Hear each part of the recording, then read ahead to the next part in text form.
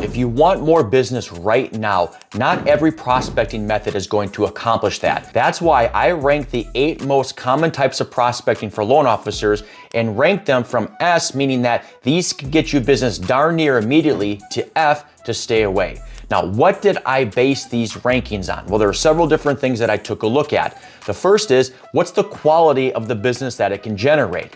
Now, if it's a prospecting method that can get you some leads right now, but they're junk leads, is that something that you should focus in on? Probably not. The next thing we talked about is the cost to implement. For some loan officers, cost is not that big of a deal. They have the funds to put into whatever prospecting method they want to do. But I know for many loan officers, cost is something you have to take into consideration. Then we talk about the speed to implement. Is this a prospecting method that you could do basically immediately, or does it take weeks or a month or more to start to even implement? From there, how quickly will you see results? And I think this is probably the most important one for most loan officers. From when you start doing that prospecting method, how quickly can you start seeing referrals that turn into pre-approvals? If it's something that takes a long period of time, it's not going to do very well on this list. Then we're going to talk about the degree of difficulty and the degree of improvement. Is this something that has a high learning curve, or is this something that pretty much any loan officer can take and implement right away? So those are the criteria that we're going to look at, and we're going to rank these 8 different types of prospecting methods. And if you're wondering who I am, by the way, I'm DJ Christofferson. I'll help loan officers grow. And I've myself been a loan officer for almost 17 years, been a top 0.5% producer. I've helped loan officers to become the top 100, top 50, top 30 loan officers in the entire country. And when it comes to prospecting methods, I have either tried it all, or I have seen pretty much all of it. So this is coming from lots of experience. Now, what's the first one we're going to talk about? And we're going to talk about social media. Social media is obviously very popular. Everybody's using social media every single day. But when I'm talking about social media for this time, I'm talking specifically free social media, organic. I'm not talking about spending money on boosting posts and running ads. I'm talking about the free stuff. So now let's look at the different criteria for each of the things we talked about to come up with our ranking and how great is organic social media for helping you get business right now. Now, for the cost to implement of it, it's obviously free, so that's a really good thing. It doesn't cost you any money to do that unless you're having one of those paid accounts to have a little star on there, but you can do it for free. Now, what's the quality of business you can get from it? Well, that really depends on your audience. If you don't have a big audience of people that see your posts and your content, well, you're not going to have much opportunity to get really any business. But also is your social media made up of other loan officers and realtors? Well, if it's a lot of loan officers, what business are you going to get from them? Is it realtors? Maybe you can get some things from them doing your post. If it's family and past clients and stuff, you have more likelihood that maybe you can get some traction. So the quality of business, it's up or down depending on the audience that you have and the engagement you have with your audience. What's the speed to implement? How quickly can you get started? Well, right now, as long as you have an account, you can get started immediately. Now, time to see results. This is another thing where it's a little tricky because so you might get that. You talk about the loan officers that have the occasion where they make a post and they also get business, but that's really more the exception versus the rule. Most times with social media, it's not something where you can make a post or a few posts and all of a sudden and expect to get a bunch of business right away. You might get something there, but usually it's over the course of time where you are making the posts where people see you, get familiar with you, and then you hit them at the right time. Right, so it's a lot of timing when it comes to the speed. So in most cases, statistically, you're not going to see things immediately. Now, what's the degree of skill required for social media? Well, it's pretty simple to make posts, but to make good posts, make posts that not everybody else is doing, make posts that actually get read and people look at, that takes time, that takes effort, that takes skill. So how would I rate social media? Well, for some loan officers, it's going to be an A or even potentially an S tier, especially over the course of time. But for most loan officers, if it's something that you need business right now, we are going to move social media into the C tier. And so let me move this here, the C tier. Now, the reason why actually I don't have it lower, because I do think that it's a great thing you should have. It helps supplement your business and helps create that brand awareness and all that stuff. But strictly from, hey, I need business right now, is social media is not going to be the key thing to get it. Hey, real quick, if you're a loan officer or a branch manager and your business is stuck, whether it's because you don't have enough business coming in or you're having trouble getting the business closed, I want to help you. I do free loan officer hot seats where I invite loan officers on one at a time and I help them fix the biggest issue in their business that's stopping them from to grow. Now, if this is something that interests you, in the description is an intake form. Fill that out, let me know a little bit about your business, and I'll personally review it. If it's something I think that I can help, then my team will reach out to you and we'll get you scheduled for one of our upcoming hot seats. Now let's talk about the next one, database. Database will be your sphere of influence, people that know you. It doesn't matter whether they've done business with you, but of course your past clients. Now the bigger database you have, the better that this will be. So this is going to be on a continuum or a scale, so to speak. Depending the bigger your database is, the better the source that it is overall. But let's talk about the quality of the source. Well, in the quality of the business you can get from it. That's largely going to be dependent on the quality of the database. If you have all bunch of past clients and they're good past clients, that's a great source of business because birds of a feather flock together. So if they were good clients, you're likely to get good client referrals from them. So that's a very positive thing. What's the cost to implement? Well, it can be free. With maybe the cost of your your phone plan is to make phone calls and send text messages and stuff and emails. That's pretty much free. Now there's different softwares you can use to reach out to them, but you don't even need that. But the cost is essentially free. Speed to implement. That's immediate. You just get your list, pull up your database, and you start making phone calls. That's something that can happen immediately. And time to see results, that's also something that can happen pretty darn quickly. If you have a database of 100, statistically speaking, 10% of those people at least are going to be can benefit from a refinance, maybe making a purchase, maybe selling, or referring you to somebody else. 10% is on the low end. So if you want immediate business, database is a fantastic source to get it. Now one more thing to talk about, the degree of difficulty. It's simple, reach out to them. It's not very difficult. Now you may be wondering and him and hawing, what should I say? That's just going 2 steps too far. You don't need to worry about that if you need business right now. Just make the calls, reach out to them, see how they're doing, see if there's something that you could do to help them, maybe potentially for refinance, cash out, and or to see who they might know. So when it comes to database is that this is going to hover between an S tier and A tier. And the reason why I say it hovers between the two of them is because how big your database is. If you don't have a database, then it's going to be lower. But for most loan officers that have been in the business any length of time, heck, even if you're a newer loan officer, you have your list of contacts in your phone. So database is our first S tier. Database is something, if you need business right now, you need to hit.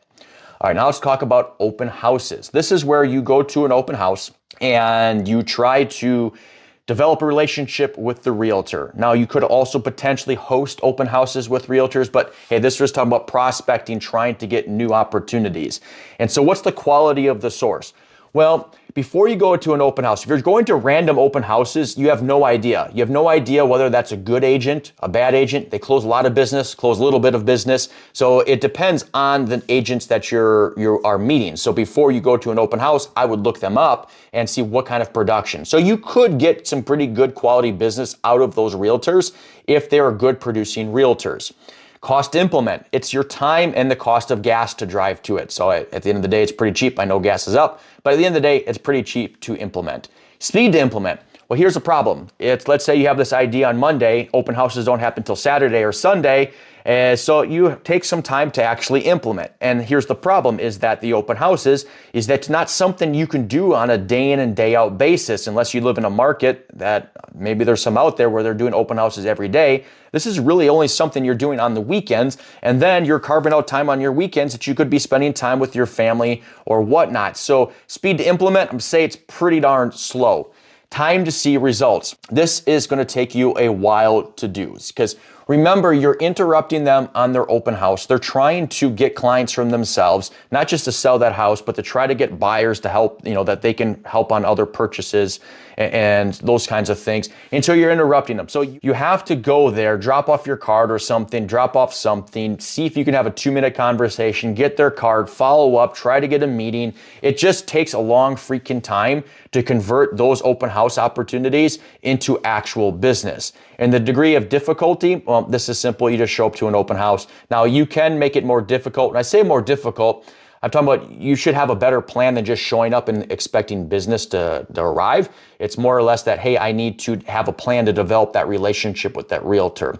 And so what do I say about open houses? I could say an F, but I'm going to make it a D because you can actually do this pretty good. Though I'd still say it's a D for all these different reasons. Next, we're going to talk about cold email. Now, cold email in here, this is talking about reaching out to realtors specifically. I'm not talking about your database. That would go into your database, the topic we had, and that wouldn't be cold at that time. But this is where you're trying to get meetings with realtors that through cold email. Now, what's the quality of the business you can get from that? Well, it can be very high so long as you know the production of the realtors that you're cold emailing. If you're emailing any realtor that's part of the MLS in your area, well, a large percentage of those are going to be junk. So I would first thing is make sure we remove those from there and only target the realtors that are closing at least 5 or more buyer sides per year. Those would be worth your time. So if you're targeting those, you can have a good source of business from them. Cost to implement, pretty darn cheap. Now, I'd recommend if you're doing cold email is that you would have to have some cold email software because otherwise you're going to burn out your company's domain and all that, unless you're going to send everything out one at a time, which is not a bad thing to do. But it's low cost. It's pretty much free. You can have your free email or some cold email software, which is not very expensive. Speed to implement, pretty darn quick to implement that is you get the list, scrub the list. That can all be done if you have some agent production software where it just gives you the stuff that you need, and then you can start sending the emails. The only thing that would take a little bit more time is if you do use a cold email software, they warm up domains for you, which could take you a couple weeks to do that. So it's not immediate in every case, but for most loan officers, if you're not doing thousands of emails at a time, you can implement very quickly. Time to see results. Really on this, it's not going to be immediate. It's going to usually take you a few weeks to start picking up traction. You got to find your messaging, find your voice, find your reason for why they want to even meet with you. But let's say you do get some responses, then you have to meet them and then work to develop that relationship. So it's not terrible. A few weeks to start seeing some decent traction on that, but it's not like it's going to happen overnight. Degree of difficulty. This might sound a little strange because sending emails is very simple, right? But sending good cold emails to get somebody to respond, that's a bit more difficult to do. And so when you send cold emails, by the way, I did an entire video on that, so it's going to be somewhere below this in my video library. Check that out. That'll help you write better cold emails. But writing cold emails is not just something where you just throw everything together and just see what sticks. You've got to be strategic in how you do it. So there is a little bit of a learning curve into making good quality cold emails. So that's going to be a little bit higher than what most loan officers are used to. And so what would I say for cold email? Well, cold email is that if you're good at doing the cold emails, this is going to be a B or A, potentially even S, because you can scale this like crazy. But for most loan officers, it's going to be the C tier. Networking events. So you go to whatever event title company's putting on, MLS is putting on, association is putting on. What's the quality of the business in that room? Well, in my experience, a lot of realtors that go to all the different events, they tend to be the realtors that are not closing a lot of business. And so generally speaking, it's not very good. They want the free meal, they want this, they want to network, they want to act like they're busy. And so they go to all these different networking events, but generally speaking, from what I've found, they're not a great source of business. Cost to implement, well, whatever the cost is for the tickets to get in, some of the stuff is free. So it really depends the cost for the invite to get in. A lot of that stuff is free. Speed to implement. How often are events going on in your market? I know things have opened up a lot more, way more live events than there used to be. It's even a few years ago. But how often are they? So speed to implement, it really depends on what events are happening when they're happening. Time to see results. This is slow. The reason why it's slow is because if you go to a networking event, you can only really have a couple good conversations. And you're having a couple good conversations. Are they even realtors that are really any good? And if they happen to be good, you're going to then take that to the meeting, get them to a future meeting, try to develop that relationship. And so this can take a long time. One reason is because the source is not very good, the realtors that you're trying to meet, and you're not having many conversations at each of these networking events. Now, degree of difficulty, well, some people are better than this at others based on their personality and willingness to be outgoing and strike up conversations and having dynamic conversations.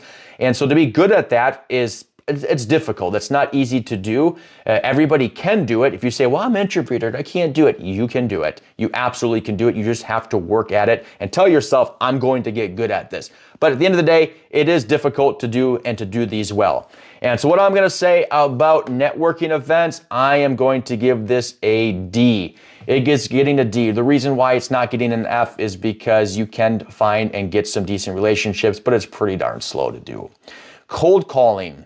Now, I know a lot of people are going to say cold calling sucks. Nobody likes cold calling. Realtors don't like cold calling. Well, that might be true, but you're going to find that cold calling might be a little bit different than what you expect. Let me first just say this. Cold calling, it absolutely does work. It 100% works. I prove it every single day with my team and all that stuff. But let's get into the rankings of it, and I'll try to remove any biases I have. Quality of the business source. This can be very high.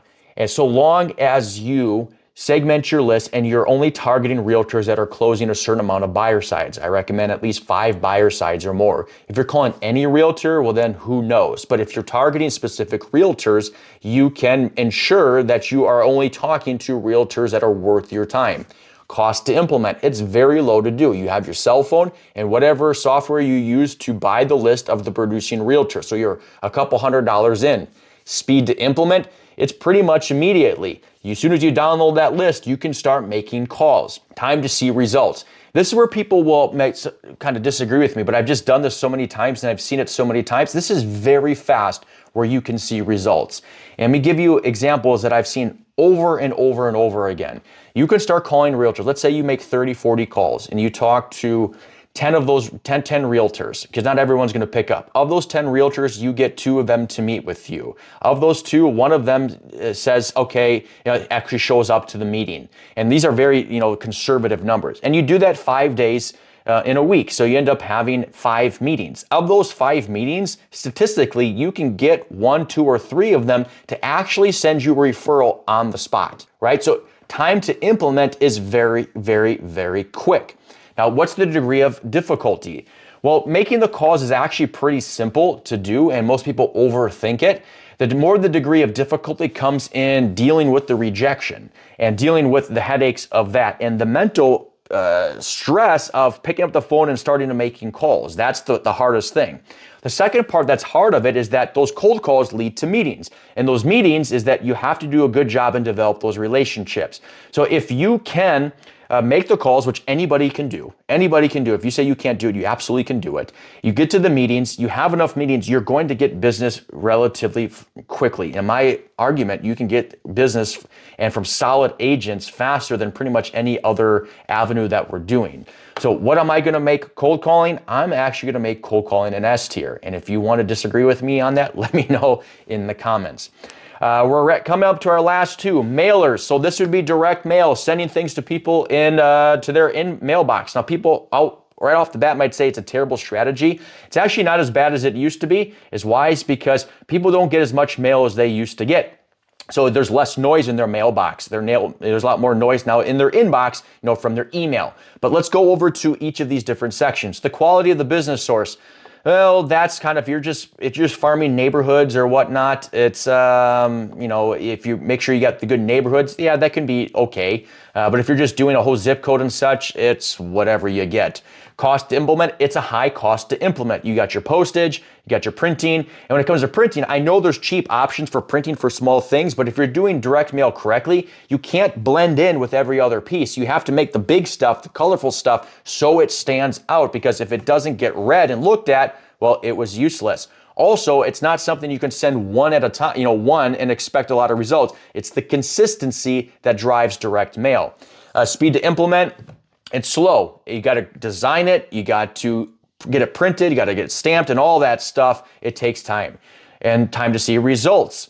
And that's slow. When it comes to mailing and campaigns, yes, they can work, but this is a long play, a consistent long play. I'm talking months, sometimes even years, where you can get great traction, where you're getting business all the time.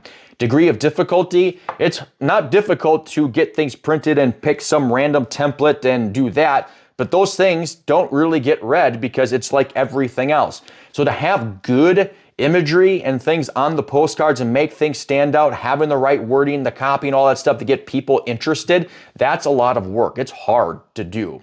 And so I'm going to make cold email, direct mail, mailers an F tier. That is not something you want to do if you need business right now.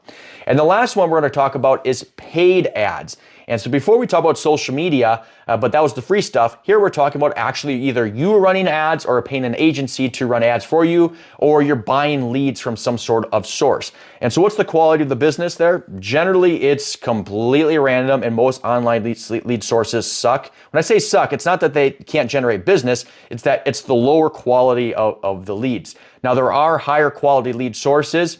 Is, if you're buying things that people are directly putting information to refinance and putting stuff, but those tend to be very expensive. So that goes to our next one, cost to implement. Very expensive to do online leads, at least any good ones. Speed to implement, it can be pretty darn quick. If you go to a lead provider, you can get leads probably starting the next day.